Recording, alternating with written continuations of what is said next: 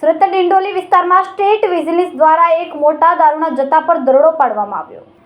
સુરતના ડિંડોલી વિસ્તારમાં state vigilance દ્વારા એક મોટા દારૂના જથ્થા પર દરોડો પાડવામાં આવ્યો છે. ડિંડોલી પોલીસ સ્ટેશનની ટીમે પ્રિયંકા સોસાયટી વિભાગ 2માં દરોડા દરમિયાન 3,580 IMFL બોટલ જપ્ત કરી છે, જેની કિંમત 4,80,034 છે. તેમજ 11,160 રોકડ રકમ અને 5,000 કિંમતનો એક મોબાઈલ ફોન મળી, જે કુલ 4,96,194ના મુદ્દામાલ સાથે એક આરોપીને ઝડપી પાડવામાં આવ્યો છે.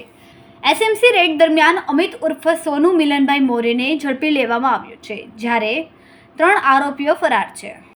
કેમેરામેન સેનિલ વિરાણી સાથે વિશાલ છેઠા, માનવ પ્રભા ન્યૂઝ, સુરત.